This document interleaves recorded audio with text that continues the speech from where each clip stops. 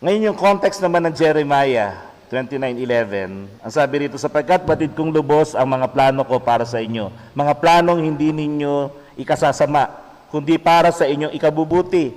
Ito yung mga planong magdudulot sa inyo ng kinabukasang punong-puno ng pag-asa. No, dumarating talaga yung panahon na katulad ng ating karanasan ngayon. Hirap na hirap, sarado mga negosyo, hindi nakamukha ng dati. Nangyayari po yan eh. Para tayong na-exile. Kasi ang mga Israelita na-exile sila for 70 years sa Babylonia. Pero tingnan nyo ang plano ng Diyos dito sa kaya itong sinasabi sa Jeremiah 29:11, ito po ay plano ng Diyos para palayain uli ang mga Israelita doon sa kanilang pagkaalipin sa Babylonia at ibalik sila sa promised land. Ngayon, sa panahon ho natin ngayon, God's will and plan is for each one of us to receive God's promise. Saan? Sa John chapter 10 verse 10. No, ano po ang sabi doon? The thief comes only to steal and kill and destroy. Ito po ang ginawa ng pandemic sa atin. Pero ang sabi ng Panginoon, I have come so that they may have life and may have it abundantly. Kaya nga kung ikaw hindi nagkakasakit, that's wealth. Kung magkasakit ka man gumaling ka, ibig sabihin hindi ka pinabayaan ng Panginoon. No? Kaya ano pong ibig sabihin nito? Living in debt or in lack or in poverty is not God's will for us. Ngayon merong mga Kristiyano, minsan pinapanalangin nila yung poverty at minsan ginagawa pa nga nila pinapalayas, sinasabi nila, kahirapan, lumayas ka sa akin buhay. Mga kapatid, hindi ho lalayas. Pero lalayas ho ang kahirapan when you start tithing. Kasi wala yung sumpa eh. Hindi ho nagagawa sa deliverance yung paglaya ng kahirapan.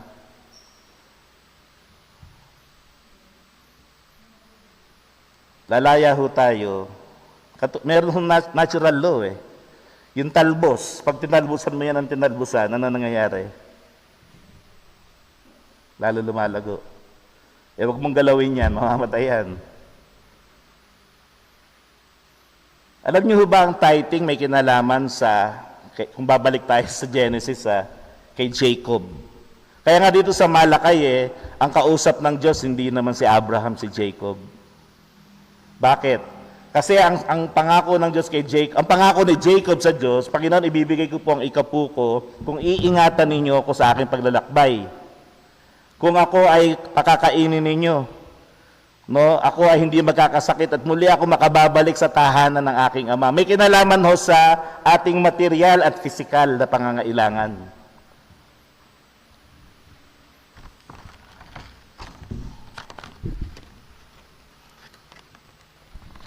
Kaya dito po, mahalaga po yung nakikita natin na plano ng Diyos yan. Naalisin tayo ito. If we believe and ask God, God will help provide the blessings needed to bring us to the land of even, where we can come out free from any debt. Kita nyo, yung mga pagkakautang ng mga Israelita nung lumabas sila sa Ehipto, nakat na yun eh. Nagsisimula sila sa bago.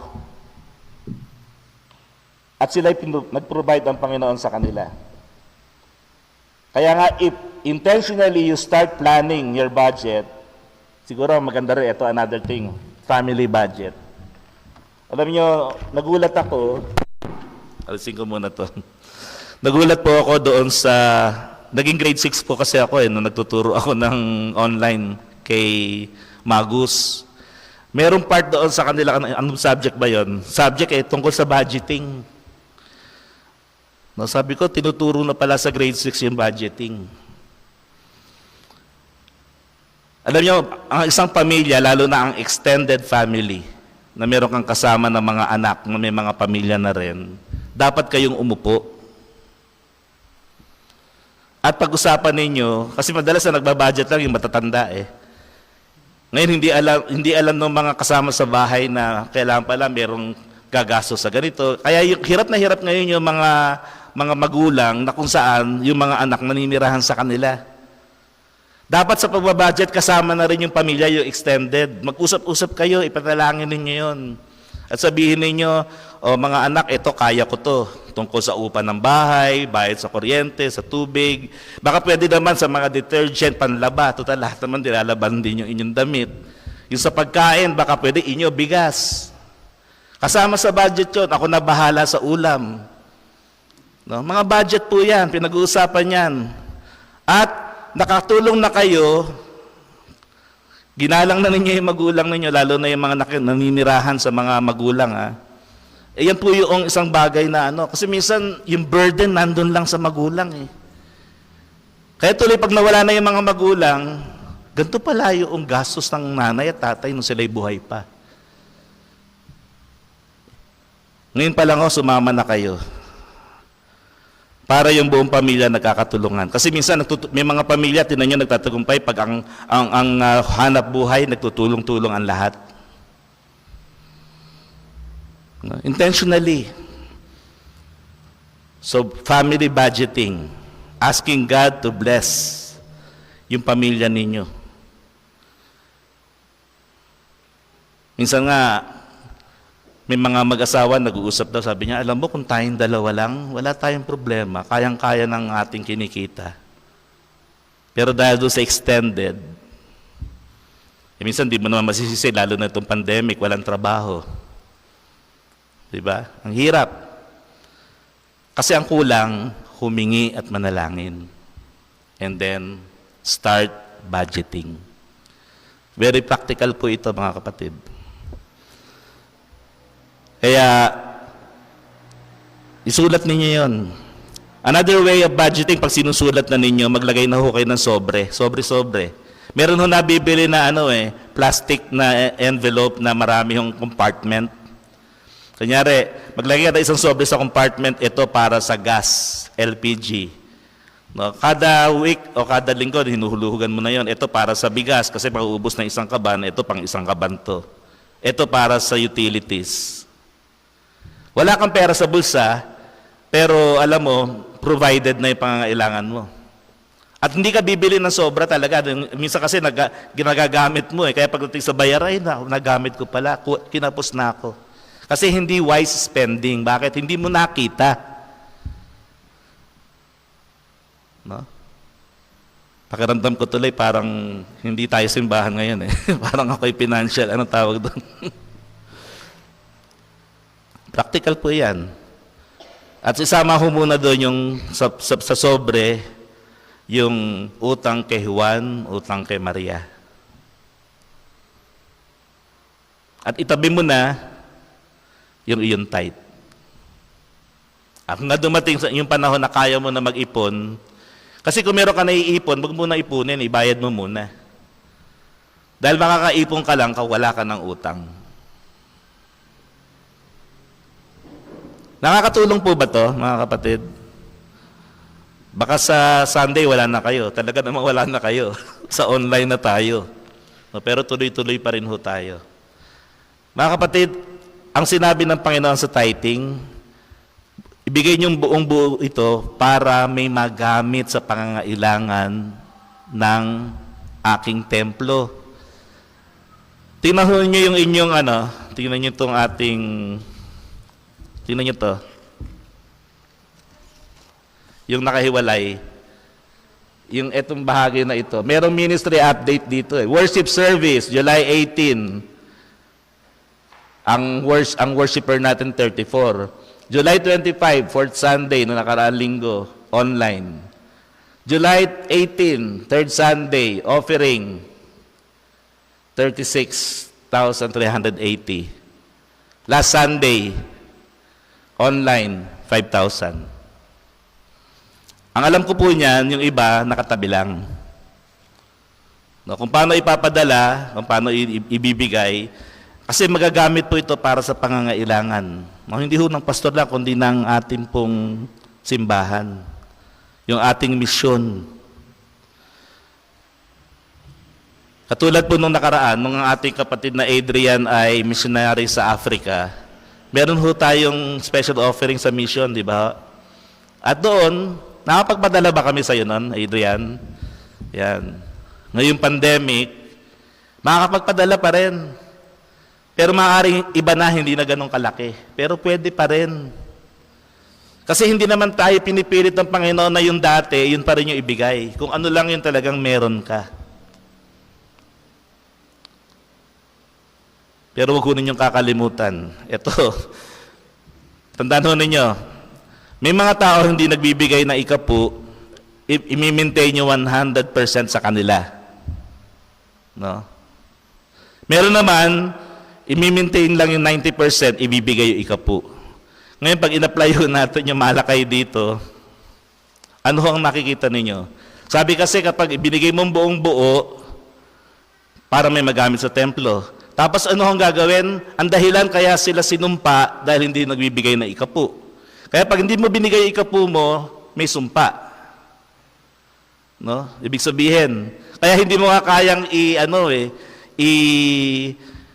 i-deliver yung tao doon sa kahirapan dahil hindi ho nauutusan yung kahirapang umalis. Ang nag-uutos sa kahirapan na umalis ay ang Diyos. Aalisin niya yung sumpa, pagkatapos ho noon, ano mangyayari? Yung iyong hanap buhay pagpapalain.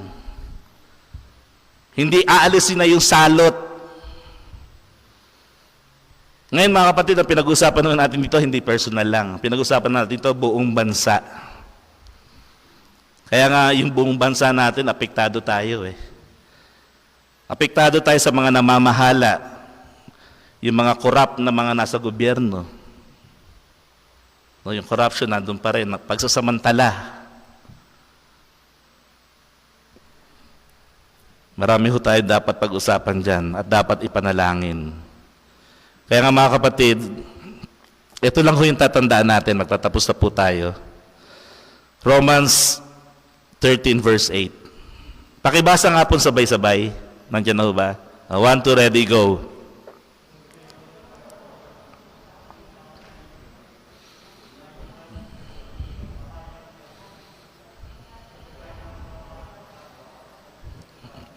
Okay. Ang sabi dito, huwag kayong magkakaroon ng utang kanino man. Aray.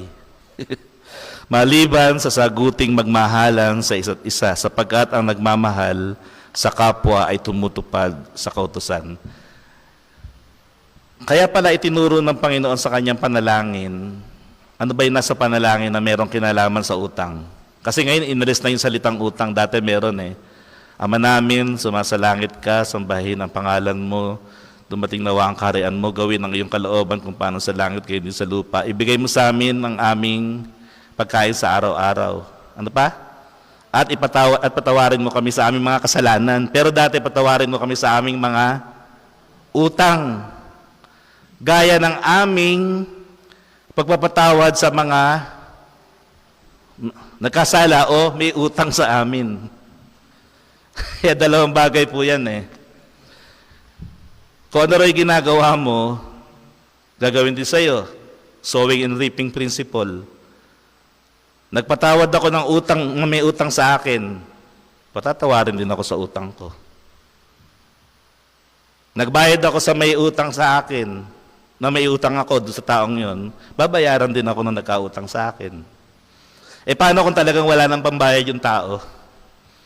Patawarin niyo na. Pero kung nagbabayad, tanggapin niyo pa rin. Kasi lalaya din siya eh. No? Siguro kung patataasin ko ang kamay, sino dito ang walang utang? Meron kayong makapagtataas ng kamay? Ako, mabigat yung kamay kong tumaas eh. Sino ang walang utang dito? Ayun. Sarap ng walang utang. Yung mga bata, wala pang utang yan. Huwag na kayo mangungutang. Sa mga may business, hindi may iwasan sa panahon natin ngayon. Yes, totoo po yun. Pero, ano yun eh, masasabi naman natin na yun ay bahagi talaga ng kabuhayan na minsan merong kinakailangan mag-finance. At maaaring kalooban din ng Diyos. No? Pero ang hindi kalooban doon, kapag hindi ka na nakakabayad. Kaya minsan may mga extra income ka na magugulat ka sa nanggaling ito. Yun po yung blessing ng Panginoon. Mga kapatid, hindi ko alam kung gaano kahaba itong naging sermon na ito. Pero ang hamon po sa atin, Huwag tayo magkaroon ng pananagutan kanino man. At kung meron man mga tao na may pananagutan at tingin ninyo, ipanalangin nyo sa Panginoon, Panginoon, yung mga may utang sa akin, tulungan po nyo sila Kasi pag nagalit ka doon sa may utang na hindi nagbabayad, lalong hindi makakabayad yon kasi hindi ka nagpapatawad. Pero kung inrest mo yung galit mo at pinatawad mo yung taong hindi nagbabayad sa'yo, ibibless ng Panginoon yon. Dahil sabi, ang patawarin mo, patatawarin ko eh. Hindi ka nagpapatawad. Kaya tuloy naaalipin pa rin siya. Nandun pa rin siya sa land of lack. Panalangin mo, pumunta rin siya sa land of even hanggang makarating na siya sa land of more than enough. At kapag nangyari po yun, mga kapatid, nakikita ho natin tatapat ng Diyos. Subukan po natin ng Panginoon kahit panahon ng pandemic. Meron ho tayong isang church dito sa Cavite. Hindi ho bumagsak yung kanilang offering sa buong pandemic. Nakapagpaayos pa sila ng simbahan. Ano po yun? Yung Pala-Pala, United Methodist Church. No? Kahit hindi sila mas nauna pa tayo nag-face-to-face, sila hanggang ngayon hindi pa nag-face-to-face eh. Pero hindi ho napuputol yung pagkakaloob. Bakit ang sabi ng mga mananampalataya doon, hindi naman kami tinitigilan ng Diyos na pagpalain din eh. Ba't namin titigilan din yung blessing? Kahit lumiit yung aming tinatanggap, may 10% pa rin yun. Okay, mga kapatid. So, kahit magalit kayo sa akin, okay lang. Kasi ayoko po kayong i-deprive doon sa katotohanan na blessing na pwedeng ibigay ng Panginoon kung talagang susubukin ninyo. Tayo po'y manalangin. Dakila at makapangyarihang Diyos, kayo po ang nangako. Kayo ang mayroong kapangyarihan. Meron kayong kapangyarihang alisin ang sumpa at magpala. At alam namin kaming mga anak ninyo ay inyo na pong pinagpala, pinatawad na sa mga kasalanan.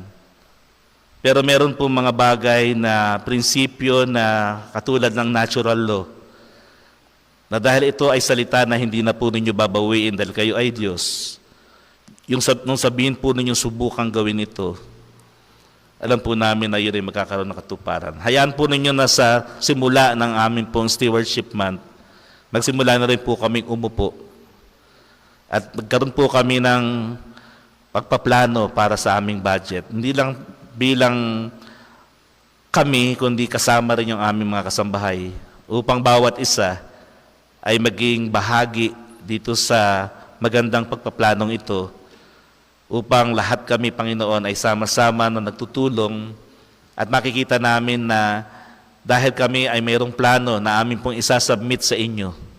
No, kahit ang amin pong magagawang plano ay may mga kakulangan, pero dahil ito ilalagay namin sa inyong kamay, alam namin dadalhin nyo kami doon sa wilderness upang kayo naman ang magpo-provide doon sa mga bagay na hindi namin nakikita na kaya namin gawin sa aming sarili.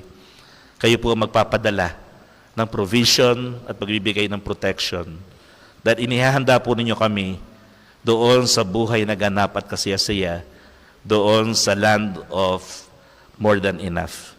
Pinabalik po namin ang pinakamataas sa papuri. Pasalamat, hayaan po ninyo ang hamong ito ay magsilbing isang hamon na makakatugon sa amin pong mga pinagdadaanan sa panahong ito. Sa pangalan ng Ama at ng Anak at ng Banal na Espiritu. Amen.